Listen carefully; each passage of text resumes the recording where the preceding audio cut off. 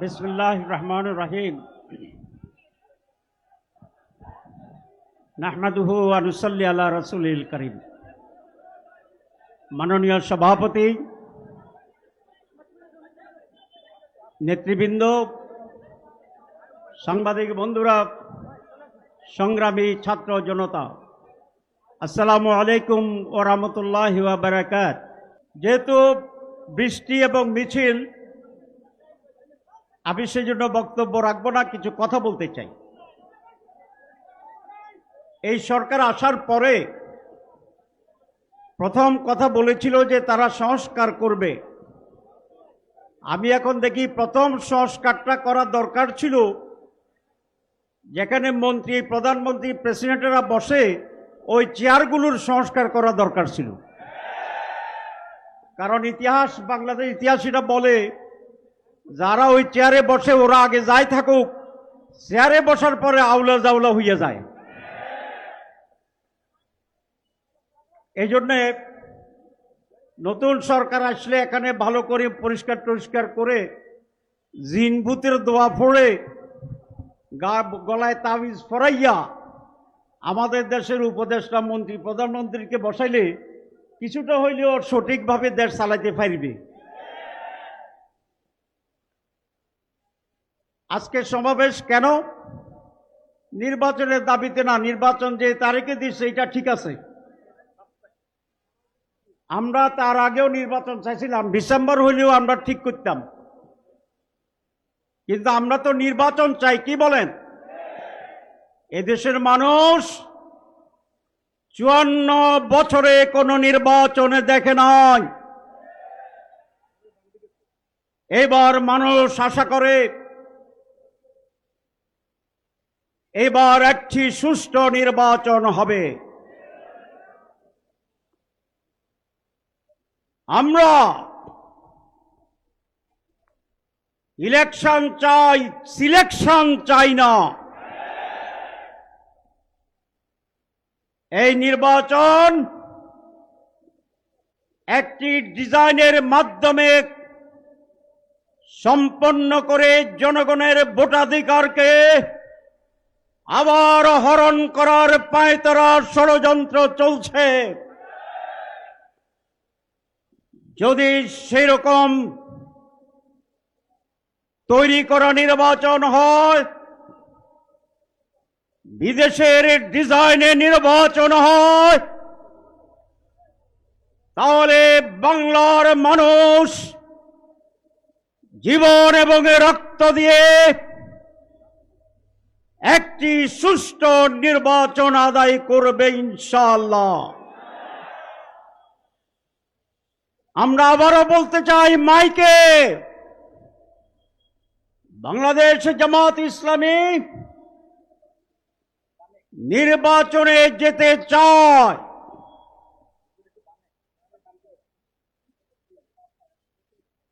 কিন্তু তার আগে সুষ্ঠু নির্বাচন হওয়ার বিষয়গুলো জনসমক্ষে উদ্ভাসিত হতে হবে, পরিষ্কার হতে হবে, আনন্দমুখর পরিবেশ তৈরি করতে হবে। সরকার যেই ঘোষণাপত্র দিয়েছে, একটি মাত্র দল অভিনন্দন জানিয়েছে,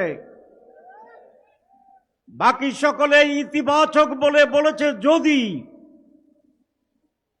এটা করা হয়, যদি ওইটা করা হয়, যদি ওইটা করা হয়, তাহলে মেজরিটি দল শর্তহীনভাবে এই ঘোষণাকে গ্রহণ করে নাই।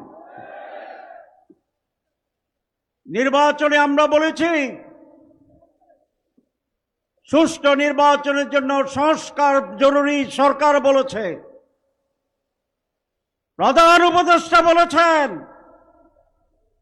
মাসের পর মাস সংস্কার কমিশন করে আমাদের প্রচুর সময় নিয়েছেন, ব্রেনস্টর্মিং হয়েছে।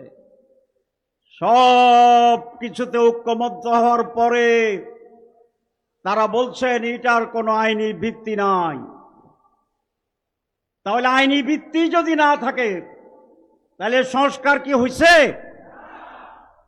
ইমানের 3 অংশ, মুখে উচ্চারণ, মনে মনে বিশ্বাস এবং কর্মে বাস্তবায়ন।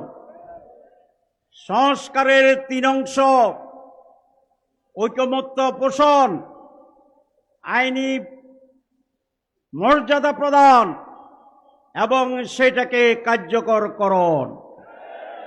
আমাদের সরকার মুখে স্বীকার করছে, আর 2টা করে না। ঈমান আনছে?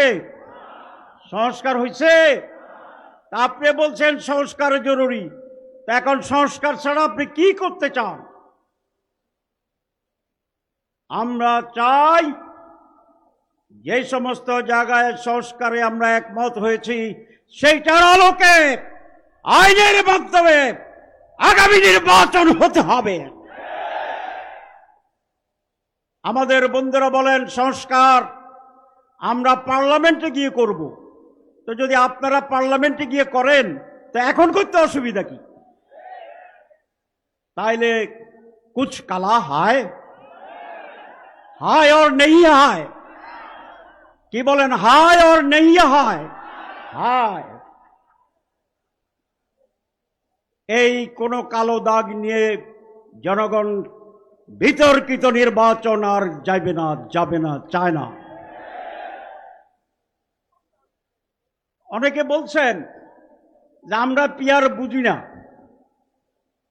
গতকালকের একটা সার্ভে রিপোর্ট দেখেছেন, 71% লোক পিয়ারের পক্ষে। তাহলে আমরা যারা রাজনীতিবিদ, যারা আমরা বুঝি না, মূর্খ জনগণ তো বুঝে। যদি তারা না বুঝে তো 71% হলো কেমনি?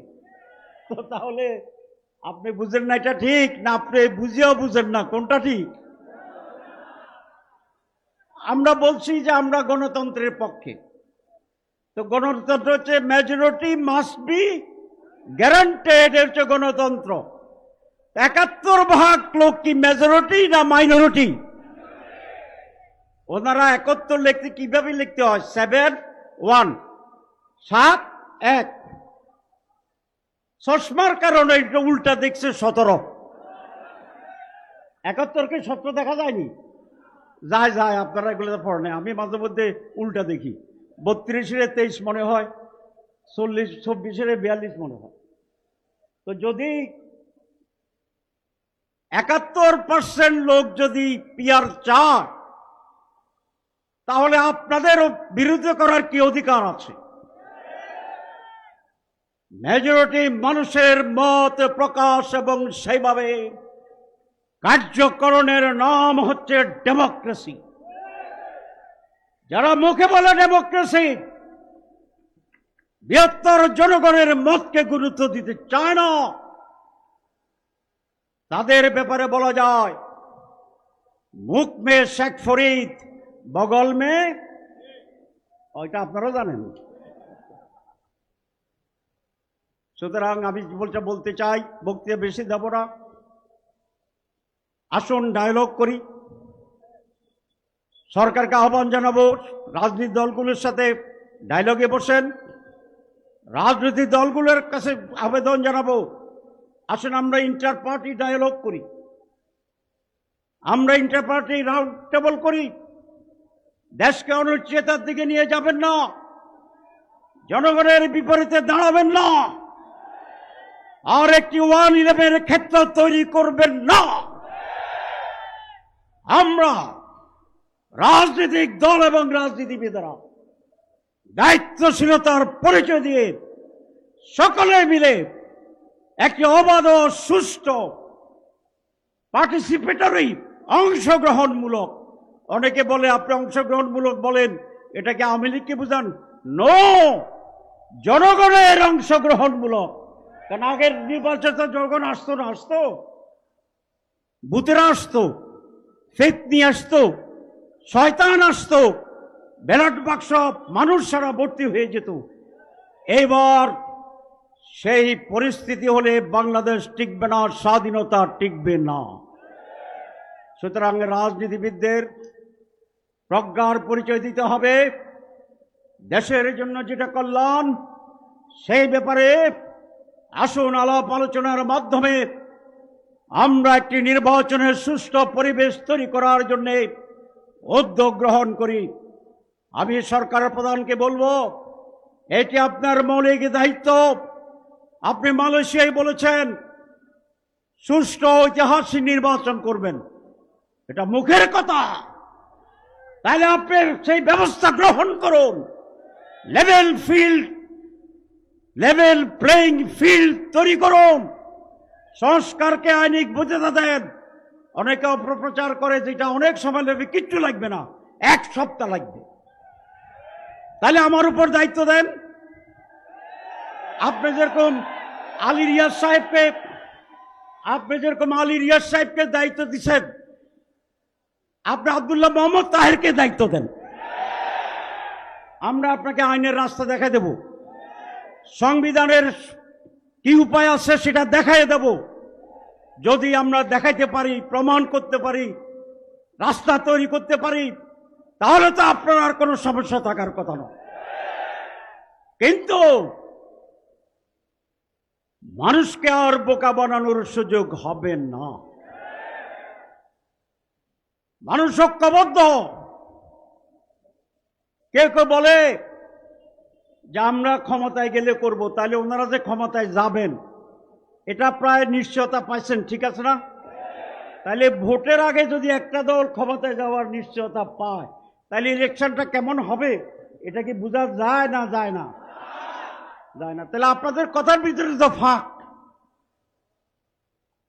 আমরা জামাত ইসলামী, এদেশের মানুষ, অনেকগুলা দল, আমরা আলাপ আলোচনা করছি।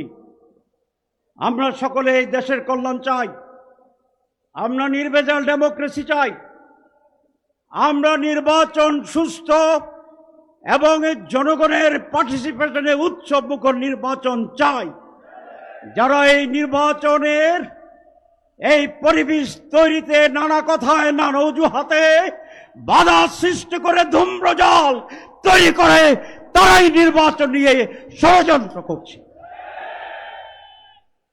আমি এই কথা বলে শেষ করতে চাই। প্রিয় দেশবাসী, এই দেশ আমাদের, আপনাদের সকলের।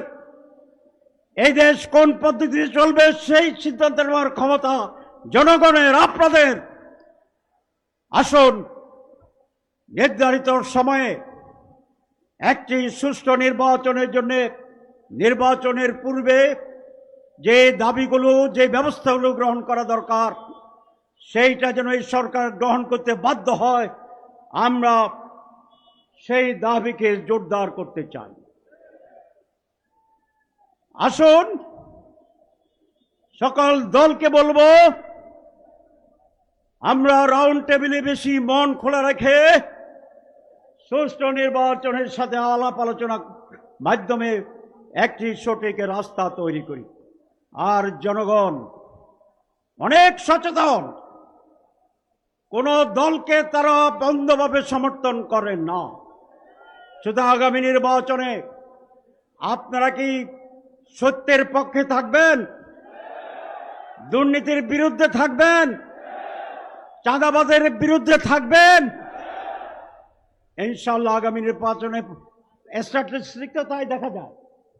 যারা চাঁদাবাজের বিরুদ্ধে তারা উঠতেছে, আর যারা চাঁদাবাজের বিরুদ্ধে নয় তারা আস্তে আস্তে নামতেছে। ব্যবধান কি খুব বেশি? আর আছে কয় মাস? 5 মাস। যদি এইভাবে কেউ নামতে থাকে, কেউ যদি উঠতে থাকে, তাহলে 5 মাসের ব্যবধানে ভোটের আগের সপ্তাহে এটা নামে এটাও তো ঘুরে যেতে পারে। ইনশাআল্লাহ এদেশের মানুষ যেমনি হাসিনাকে তাড়িয়েছে, স্বৈরাচারকে পতন ঘটিয়েছে, তারা দুর্নীতিমুক্ত ডেমোক্রেটিক জনগণের অধিকার সম্পন্ন একটি বাংলাদেশ গড়ে তোলার জন্য ঐতিহাসিক ভূমিকা পালন করবে আগামী নির্বাচনে। সবাইকে ধন্যবাদ।